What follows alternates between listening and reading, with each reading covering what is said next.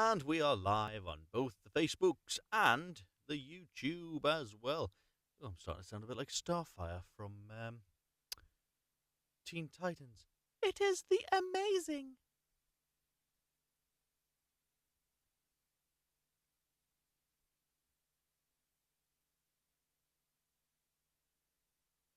Chasing my tail a little bit today. One sec, what's going on?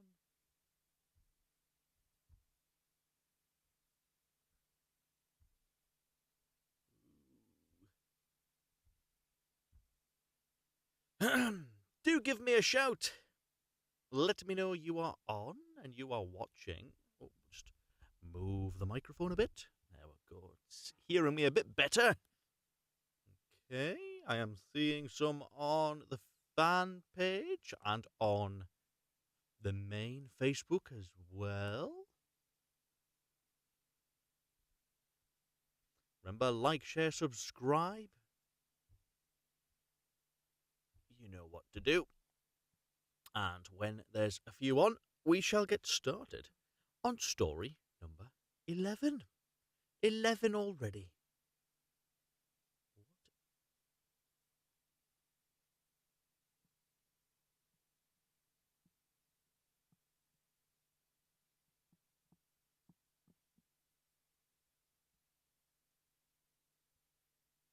Just open it to that story.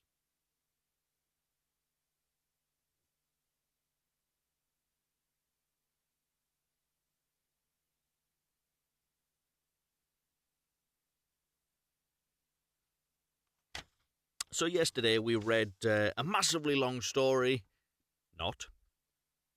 named The Pack of Ragamuffins, and it was a bizarre story, to say the least. Pretty sure the writer or the author had something else on his mind at the time of writing. Evening, Tobias. Welcome to the stream. It's time to do the reading. Glad to have you here.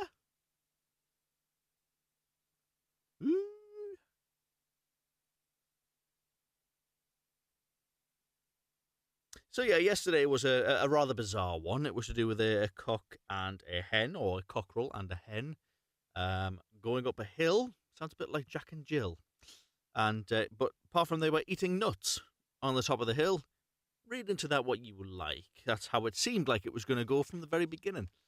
But then they ended up using the nuts, turning them over, and you turning them into a carriage, which I can only assume would look something like a sled, and pulling it through the woods, and coming across a pin and needle.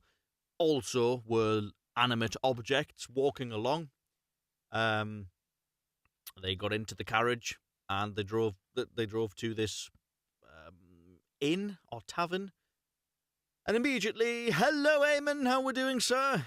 I apologise if I am responding to yourselves a bit delayed. Facebook has about a 10-second delay from you posting something to me seeing it. So I do apologise about that. So they all went to a tavern, and immediately the innkeeper was like, "Oh no, I'm not going to accept you here because you're all riffraff." I mean, it's not the kind of word I would say if I seen a cockerel, a hen, a pin, and a needle walking into my tavern. I wouldn't say, "Oh, get out, you riffraff." I will not have that sort of thing in this establishment. I would probably be more intrigued than anything as to why they were in there in the first place, how the pin has legs, how the needle has legs, and how are they talking to me. So yeah, they spent the night anyway because they made lots of false promises. And the cockerel and the hen put the pin into the innkeeper's towel whilst he was asleep, put the needle into his chair, and the next morning when the innkeeper woke up, he washed his face and then dried his face with the towel, thus slicing his face with the pin, I believe. And he was so angry that he sat down on the chair, to which you can obviously tell what's going to happen. The needle goes straight up his jacksie. I must advise all watching that this is not, this is a parental guidance. If you do have children who are watching this stream, then it is, it may not be advised because I don't know what the story is going to contain.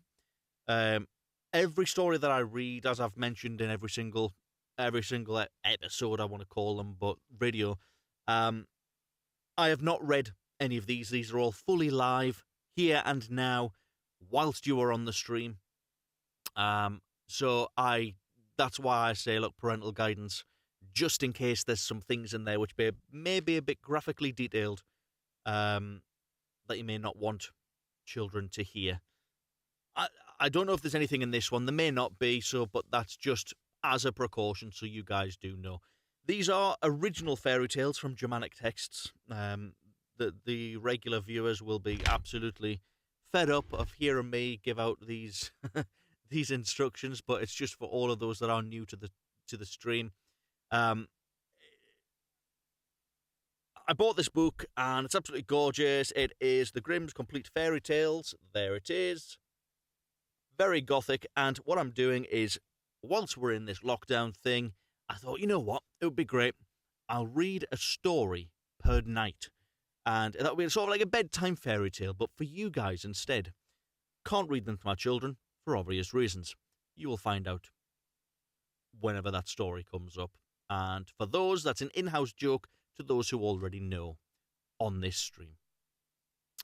Right, okay, so let's get on with story number 11. This one's called Little Brother and Little Sister. Little brother took his little sister by the hand and said, "Since our mother died, we have had no happiness. Our stepmother beats us every day, and if we come near, she kicks us away with her foot. Our meals are the hard crusts of bread that are left over, and the little dog under the table is better off, for she often throws it a nice bit. May heaven pity us, if our mother only knew. Come, we will go forth together and into this wide world." They walked the whole day over the meadows, fields, and stony places, and when it rained, the little sister said, "Heaven and our hearts are weeping together." In the evening they came to a large forest, and they were so weary with sorrow and hunger and the long walk that they lay down in the hollow tree and fell asleep. The next day, when they awoke, the sun was already high in the sky and shone down hot into the trees. Then the brother said, "Sister, I am thirsty. If I knew of a little brook, I would go and take just a drink. I think I hear one running." The brother got up and took a look. Apologies. I haven't got corona. I've just got a slight tickle. The brother got up and took a look and took the little sister by the hand, and they set off to find the brook. But the wicked stepmother was a witch, and she'd seen the two children, how the two children had gone away, and had crept after them stealthily, as witches do. Creep, and had bewitched all the brooks in the forest. Oh dear. Now, when they found a little brook leaping brightly over the stones, the brother was going to drink out of it, but the sister heard how it said as it ran, "Whoever drinks of me will become a tiger. Whoever drinks of me will become a tiger." Then the sister cried, "Pray, dear brother, do not drink, or you will become a wild beast and tear me to pieces." The brother did not drink, although he was thirsty, but said, "I will wait for the next spring." When they came to the next brook, the sister heard this also say, "Whoever drinks of me will become a wolf. Whoever drinks of me will become a wolf." Then the sister cried out, "Pray, dear brother, do not drink, or you will become a wolf and devour me." The brother did not drink, and said, "I will wait until we come to the next spring, but then I must drink. Say what you like, for my thirst is too great." And when they came to the third brook, the sister heard how it had said as it ran, "Whoever drinks of me will become a deer. Whoever drinks of me will become a deer." The sister said, Oh, I pray you, dear brother, do not drink, or you will become a deer and run away from me. But the brother had knelt down at once by the brook, and had bent down and drunk some of the water. As soon as the first drops touched his lips, he lay there a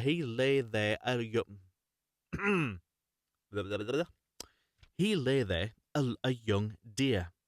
And now the sister wept over her poor bewitched brother, and the little deer wept also, and sat sorrowfully near her. But at last the girl said, "Be quiet, dear little fawn, I will never leave you." Then she untied her golden garter and put it round the fawn's neck, and she plucked reeds and wove them into a soft cord. With this she tied the little beast and led it on. Sounds a bit like BDSM, but not in the right way. Okay. And had led it on as she walked deeper and deeper into the forest. And when they'd gone a very long way, they came at last to a little house, and the girl looked in. It was empty, she thought. We can stay here and live. Then she sought for leaves and moss to make a soft bed for the fawn, and every morning she went out and gathered roots and berries and nuts for herself, and brought tender grass for the fawn, who ate out of her hand, and was content and played around about her. And in the evening, when her sister was tired and had said her prayers, she laid her head upon the fawn's back.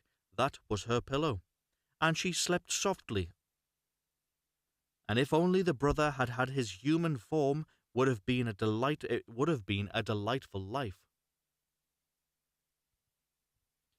One moment, just need to pull down the comments. She could have turned into Carol Baskins. That is correct, Tobias.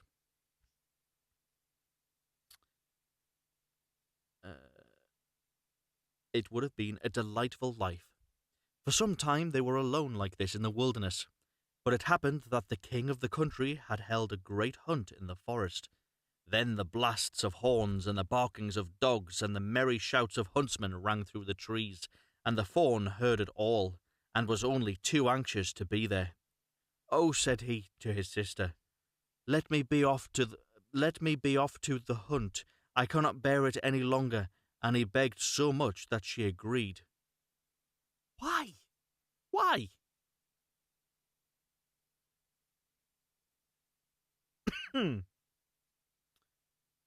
That she agreed. "But," she said to him, "come back to me in the evening. I must shut my door for fear of the rough huntsman. So knock and say, 'My little sister, let me in, that I may know you, and if you do not say that, I shall not open the door.'" Then the young fawn sprang away. So happy was he and so merry in the open air. The king and the huntsman saw the pretty creature and started after him, but they could not catch him. And when they thought they surely had him, away he sprang through the bushes and could not be seen.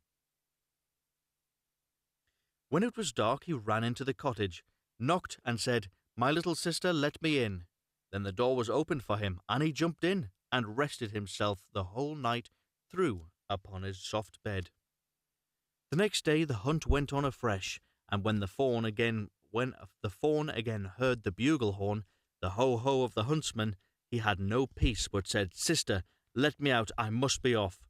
His sister opened the door for him and said, "But you must be here again in the evening and say your password." When the king and his huntsmen again saw the young fawn with the golden collar, they all chased him, but he was too quick and nimble for them. This went on for the whole day, but at last by evening the huntsmen had surrounded him, and one of them had wounded him a little in the foot, so that he limped and ran slowly.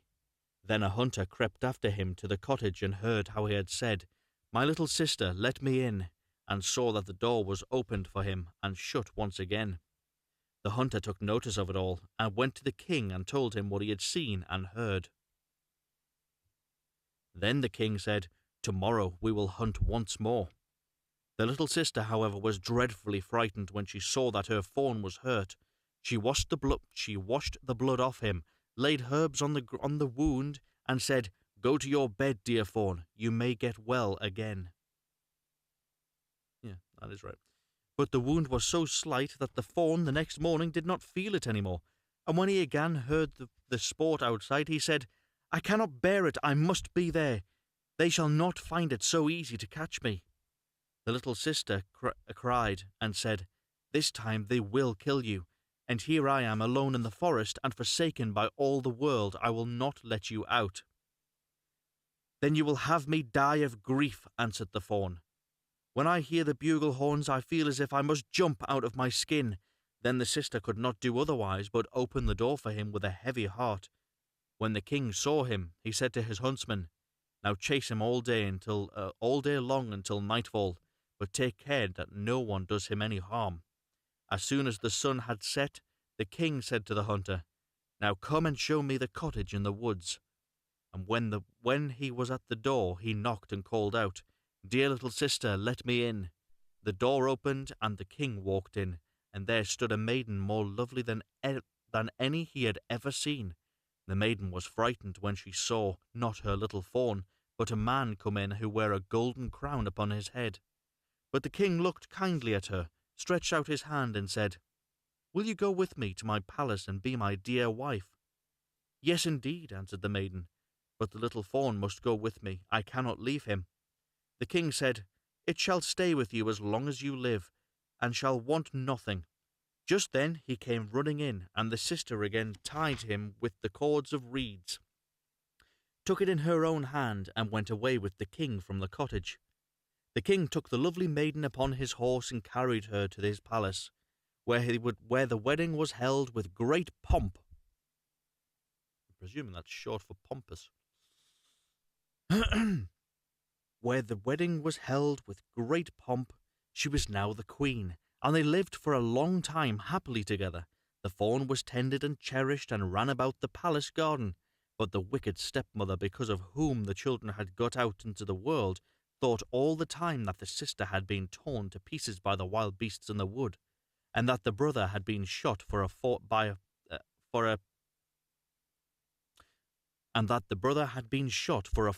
the huntsman. Now when she heard that they were so happy and so well off, envy and hatred rose in her heart and left no peace, and she thought of nothing but how she could bring them again to misfortune. Her own daughter, who was ugly as night, had only one eye, grumbled at her and said, A queen? That ought to have been my luck. Never mind, answered the old woman, and comforted her by saying, When this time comes, I shall be ready. As time went on, the queen delivered a pretty little boy, and it happened... I know who this is. As time went on, the queen delivered a pretty little boy, and it happened when the king was out hunting. The old witch took form of a chambermaid, went into the room where the queen lay, and said to her, Come, the bath is ready. It will do you good and give you fresh strength. Make haste before it gets cold. The daughter also was close by, so... That doesn't make sense. I thought you delivered a boy, but how could the daughter be close by? Right, okay, my apologies. It's the ugly daughter of the stepmother. That's who's close by. I was a bit confused there. I thought the queen had a boy, not a girl, so how was the daughter close by to the queen? But yeah, all sorted. At least I think. You never know with these stories. Bit of excitement. The daughter was also close by, so they carried the weakly queen into the bathroom and put her into the bath. Then they shut the door and ran away. But in the bathroom they had made a fire of such deadly heat that the beautiful young queen was soon suffocated. When this was done, the old woman took her daughter, put a nightcap on her head, and laid her in bed in place of the queen. She gave her, too, the shape and look of the queen, only she could do nothing for the lost eye. But in order that the king might not see it, she was to lie on the side on which she had no eye. I bet you had no idea it was her. God, that was terrible. In the evening, when he came home and heard that he had a son, he was heartily glad, and was going to the bed of his dear wife to see how she was. But the old woman quickly called out, "For your life leaves the curtains closed, the queen ought not to see the light yet, and must have rest." The king went away and did not find out that a false queen was lying in his bed. But at midnight, when all slept, the nurse, who was sitting in the nursery by the cradle, and who was the only person awake, saw the door open and the true queen walk in. The queen took the child out of the cradle, laid it in her arm, and suckled it. Then she shook up its pillow, laid the child down again, and covered it with a little quilt. And she did not forget the fawn, but went into the corner where it lay, and stroked its back. Then she went quite silently out of the door again. The next morning, the next morning, the nurse asked the guards whether anyone had come into the palace during the night, but they answered, "No, we have seen none. She must come thus many nights. She came thus many nights and never spoke a word. The nurse always saw her, but did not dare tell anyone about it. When some time had passed in this manner, the queen began to speak in the night and said, 'How fares my child? How fares my fawn? Twice shall I come, then never more.' The nurse did not answer, but when the queen had gone again, went to the king and told him all. The king said, 'Ah, heavens, what is this? Tomorrow night I will watch by the child.' In the evening he went to the nursery at midnight. The queen appeared again and said, 'How fares my child? How fares my fawn? Once I will come, then never more.' And she nursed the child as she did before she disappeared. The king dared not speak to her, but on the next night he watched again. Then she said, 'How fares my child? How fares my fawn? This time I come, then never more.'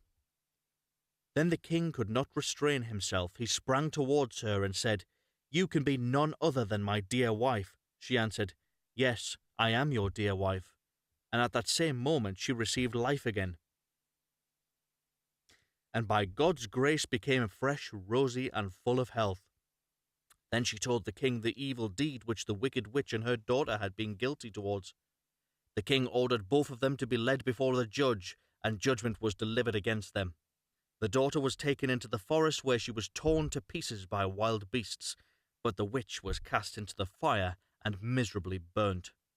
And as soon as she was burnt, the fawn changed his shape, and received his human form again. And received his human form again. So the sister and brother lived happily together all their lives. Well, okay. Was it me, or was that bit a bit up and down and up and down and up and down on that one? Was longer, yes. I'm pleased to see that the ugly daughter was ripped to shreds. That's probably what happened in the first place, but she got away. But it doesn't make sense. Doesn't make sense. Surely the king knew. How many days after the death? They didn't say that she disappeared. It just said that she was burnt in the fire. But then what about the false queen that was lying next to her husband? Did they not investigate things back then? Did they not think, oh, hold on a moment. My wife's walking around the place and she's a complete spirit. Who's this mugger next to us? You know what I mean? Either way, it's good to see they got their just desserts. But then surely the fawn would have been completely naked when he came back. You know, I think too much about these things. I think too much about them, and maybe I shouldn't. Maybe I should just enjoy them for what they are. Just like I hope you enjoyed it for what it was. I hope you did enjoy that one. And I tell you what, I am excited for tomorrow because we have Rapunzel. An original Rapunzel. So God knows what that's going to be about before it was made all child-friendly. And yes, it does have the Rapunzel let down your hair. Yeah.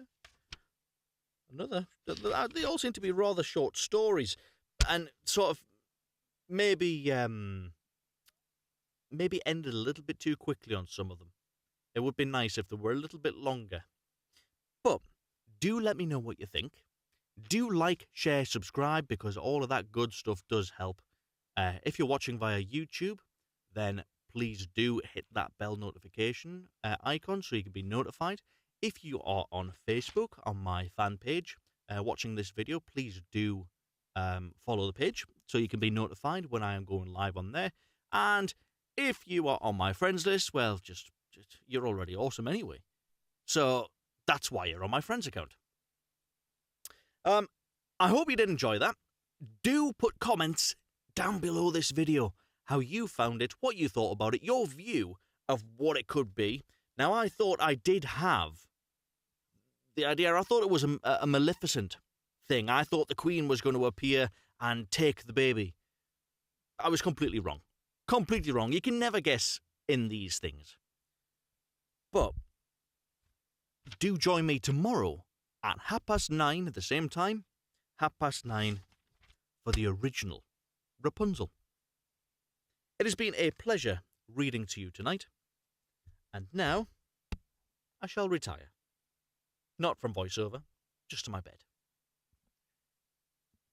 Grimm's Complete Fairy Tales. Enjoy the rest of your evening. Be safe and have fun.